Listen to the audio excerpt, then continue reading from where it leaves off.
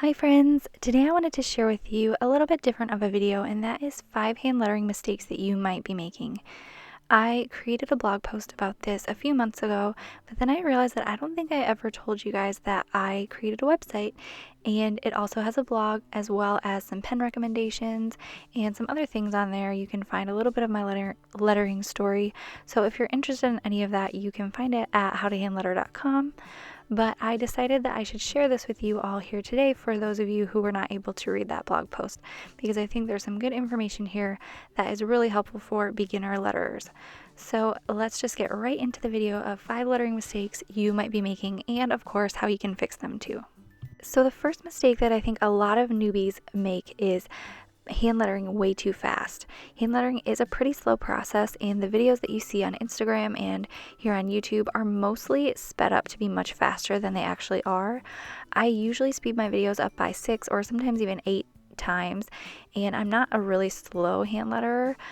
The reason is just because lettering is really slow, and if we were to do everything in real time, the videos would be so incredibly long.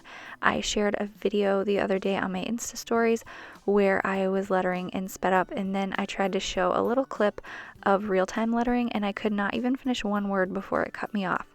So if you're feeling like you're dragging, you might not be. You might really just be going how slow you need to be. Here's an example of my real-time lettering, and it's pretty slow. So don't compare yourself with the speed that you see on Instagram. Even if it doesn't look obviously sped up, it still might be sped up to be 2 or 4 times more than the person is actually lettering. So try going a little bit slower and see if that helps. The second mistake that I think a lot of people make is not lifting up your pen after every letter or even after every stroke. This is one of the mistakes that I often made when I first was starting, and I didn't even know that I was making it. I would write a whole word using a continuous stroke, and you can do it. It's not impossible, but when I started writing and lifting up my pen after every stroke, I just found it to be much easier. So I just think it's unnecessarily difficult to hand letter if you try to do everything without lifting up your pen. Even if you get your thicks and thins right, you might look at your progress at the end and think that you have things really unevenly spaced, or that certain letters are bigger and smaller, or that you drew up at a slant. I get the question all the time of how to make your letters even, and this is probably my biggest tip, just simply because it allows you to stop and look at what you're doing and kind of readjust your pen if you need to, and figure out where you're going to make your next stroke rather than just writing really quickly and combining it all together.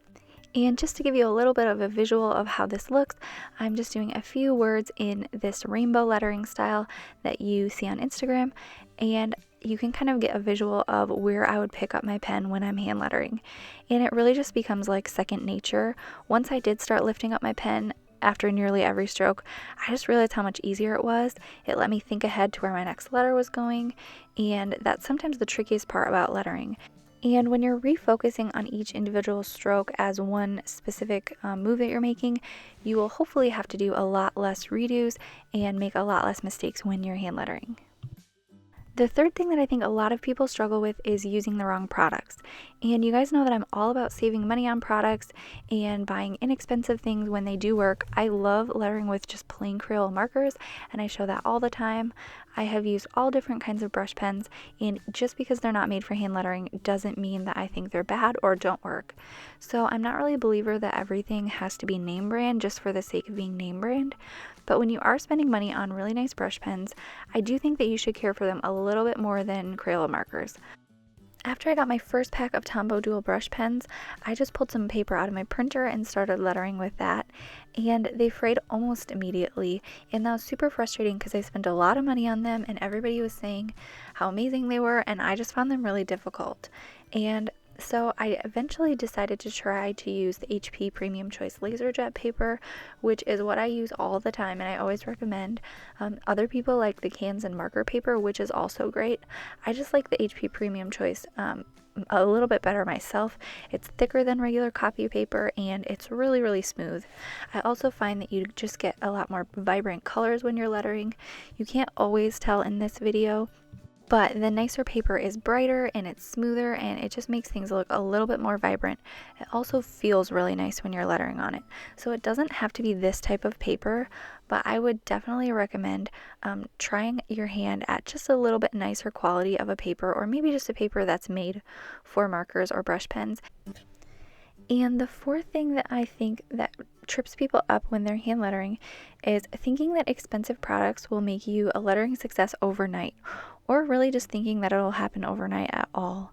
It's kind of the flip side to number 3. Some people spend a ton of money trying out different products that they've seen other calligraphers recommend and expect their lettering to look the same, even without all of the practice.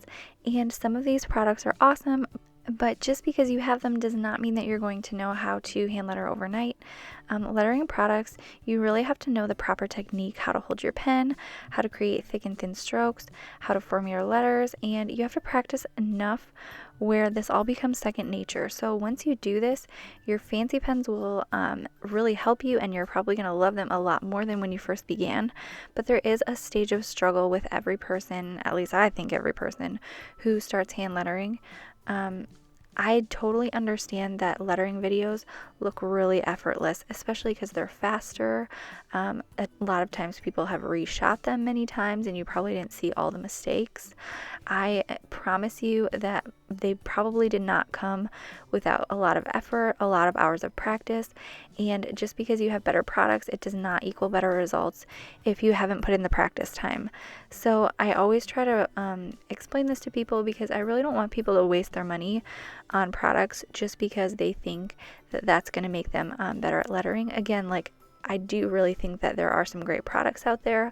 I would definitely not ever recommend them if I didn't love them and use them myself, but I just don't like to see people confused thinking that if they spend all this money, they're immediately going to be amazing at hand lettering. It takes time and practice, and you will see yourself grow and hopefully feel a really sweet sense of accomplishment when you have put hours into something and really see some results from it, despite whatever pens you might be using. Number 5 is probably the hardest for a lot of us creatives, but that is not comparing yourself to other hand letterers or calligraphers. I don't know if you've seen the meme floating around Pinterest that says, "I will not compare myself to strangers on the internet," but I honestly just think that could not be more true. Comparison in hand lettering just leaves you frustrated. It leaves you feeling like you have a lot of work to do and that you aren't good enough, but that's just not true, and those are never good things to think about yourself. I just want you to really remember that each and every person who is an amazing hand lettering artist has probably spent months or more practicing over and over and over to practice their lettering style. So please do not get caught up in the comparison game of feeling like you're not where you should be, and just know that we all start out somewhere, and I would guess that most of us start out looking pretty rough. So I would also say that if you are in that stage, take a lot of pictures, because it's going to be really fun to see your progress, even if you're not on Instagram or you don't share this type of stuff on social media. I wish that I kept more pictures of the lettering that I did in the early days, because so many people asked me about it, and I honestly just didn't, because I didn't think anything was picture worthy. So it doesn't really matter what your lettering looks like. Document it, keep a picture in your phone so that you can look back on it, and then you can kind of compare to see where you are today and where you will be in a few months of practice, because that really is the true key and trick to beautiful hand lettering, is just a lot of practice. So that is it for today. I hope this helped you learn a few new tricks and get a few new ideas. If you have any questions, please leave them in the comments below. And as always, if you haven't subscribed already, be sure to do that if you're interested. And I know I keep mentioning it, but if you aren't following me on Instagram, I have been doing a lot more like little mini tutorials in my Insta stories there. So you can find me there at How to Hand Letter if you're not already. And otherwise, like I said at the beginning of this video, I'll leave a link in the description box below, but you can find my website at howtohandletter.com, and you can find some pen suggestions and recommendations and pictures of how they work, and then also a few different blog posts if you're interested. So I hope you have a wonderful day. I will see you in my next video. Thank you so much for watching. Bye.